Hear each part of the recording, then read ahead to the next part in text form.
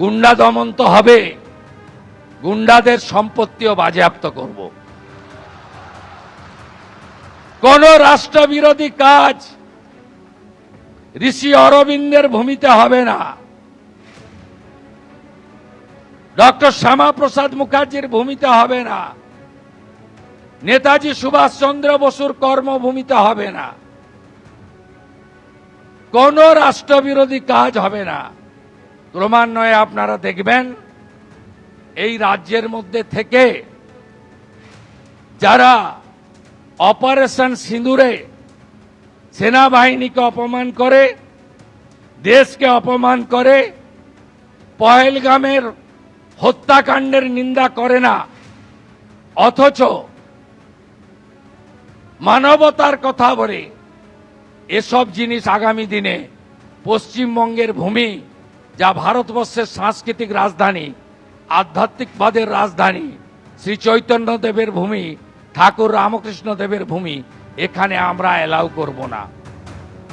গুন্ডা বলতে কাদের বোঝানো হবে তাও কিন্তু স্পষ্ট করা হয়েছে বিলে। যিনি নিজে অথবা কোনো দল, গ্যাং বা সিন্ডিকেটের সদস্য বা নেতা হিসেবে নিয়মিতভাবে সমাজবিরোধী কার্যকলাপ করার চেষ্টা করেন, উস্কানি দেন, প্রচার করেন, অর্থ যোগান দেন বা সহায়তা করেন, ভারতীয় ন্যায় সংহিতা 2023-এর ধারা 111 বা 112-র অধীনে শাস্তিযোগ্য অপরাধে চার্জশিট পাওয়া কোনো ব্যক্তি, অস্ত্র আইন 1959, মাদক আইন 1985, অনৈতিক পাচার প্রতিরোধ আইন 1956 বা 1908 সালের বিস্ফোরক আইনে শাস্তিযোগ্য অপরাধ যদি করার চেষ্টা করেন, সাহায্য করেন, প্রচার করেন বা অর্থ যোগান দেন এমন ব্যক্তি, সমাজের কাছে বিপজ্জনক এবং দুর্ধর্ষ ব্যক্তিকেও গুন্ডা হিসেবে বিলে উল্লেখ করা হয়েছে।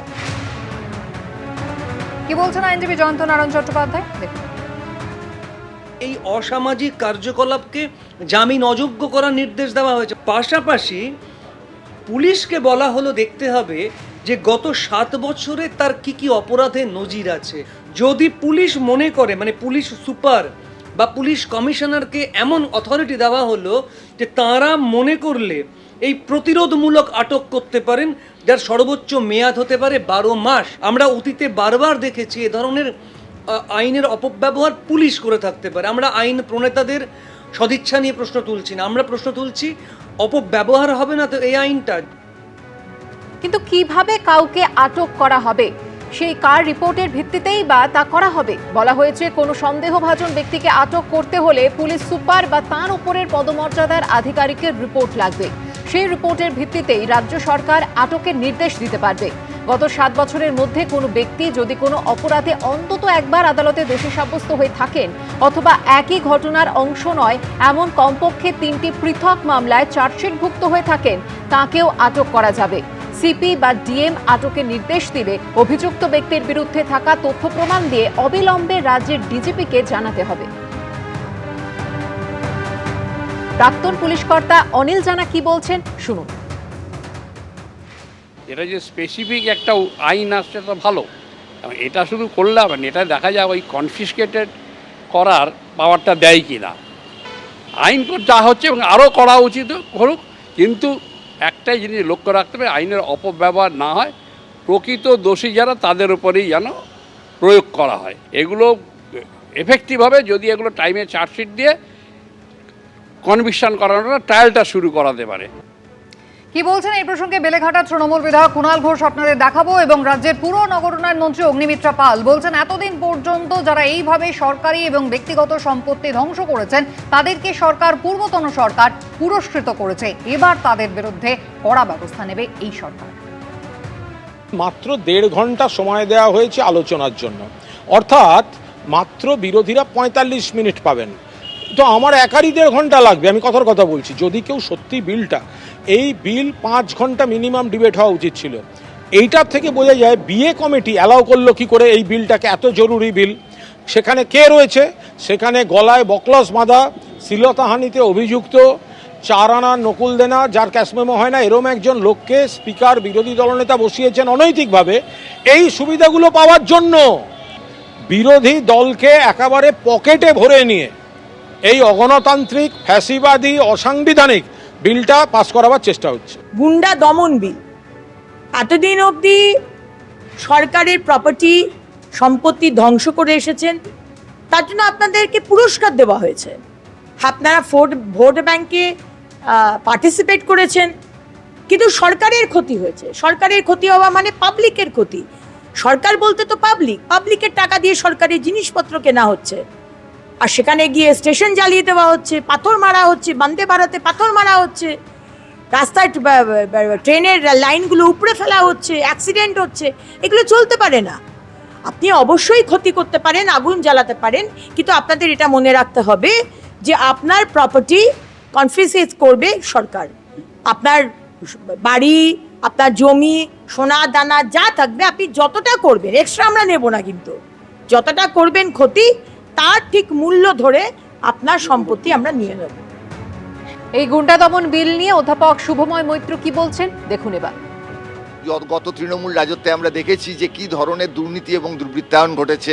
আজকে যে বিজেপির যে নতুন সরকার এসছেন, তারা অনেক কিছু পদক্ষেপ নিচ্ছেন যেগুলো দেখে মনে হচ্ছে সত্যি সেগুলো সঠিক পদক্ষেপ। বিজেপি সরকার সত্যিকারের সমাজবিরোধী কার্যকলাপ বন্ধ করতে চাইছেন বা জননিরাপত্তা দিতে চাইছেন। উল্টো দিকটা কিন্তু থাকবে যে কতটা তারা গণতান্ত্রিক ব্যবস্থার, সংসদীয় ব্যবস্থার মুখ বন্ধ করতে চাইছেন। ফলে আমাদের অপেক্ষা করতে হবে রূপায়ণের। যতদিন সেটা আমরা দেখতে না পাচ্ছি, ততদিন কিন্তু এই যে বিজেপির রাজ্য সরকার, তাদের উদ্দেশ্যটা পরিষ্কার হবে না। বিলের প্রয়োজনীয়তা নিয়ে কি বলছেন বিজেপির প্রধান মুখপাত্র দেবজিৎ সরকার, দেখুন। যে কোনো এই ধরনের আইন যা কিনা মানুষের সম্পত্তি বা মানুষের প্রাণহানি থেকে, সম্পত্তিহানি বা প্রাণহানি থেকে গুন্ডাদের উৎসাহ দিত এতদিন ধরে করতে আর কি, তো সেগুলো থেকে যখন বিরত রাখার জন্য উল্টো দিকে একটা কোনো গুন্ডাদের জন্য ভয়ের পরিবেশ তৈরির একটা আইন আসছে, আমরা স্বাগত জানাচ্ছি। শুধুমাত্র গুন্ডাদের বিরুদ্ধে ব্যবস্থা নেওয়া হবে, তাদের গ্রেফতার করা হবে এমনটা না। মুখ্যমন্ত্রী কিন্তু একেবারে রাজ্যের পালাবদলের পরে বারবার জানিয়েছেন এবার গুন্ডা দমনে রাজ্য সরকার কড়া পদক্ষেপ গ্রহণ করবে।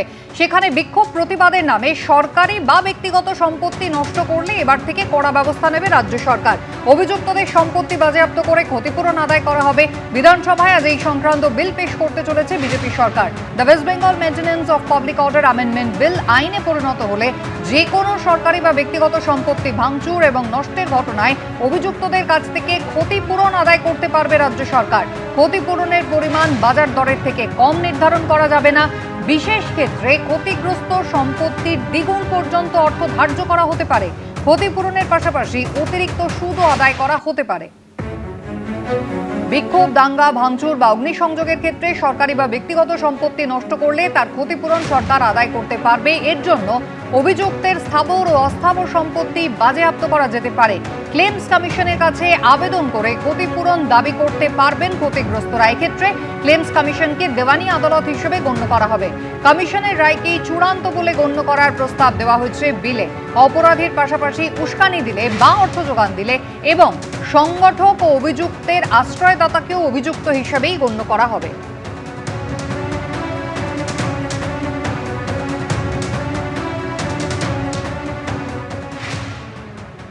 আমি ব্যক্তিগতভাবে মনে করি যে ইতিমধ্যে যে আইন আছে সঠিকভাবে প্রয়োগ করলে গুন্ডা বদমাশদের সম্পূর্ণভাবে দমন করা সম্ভব, এবং কেউ প্রপার্টি ধ্বংস করলে তার কাছ থেকে ক্ষতিপূরণ আদায় করার বিধান ইতিমধ্যেই আছে।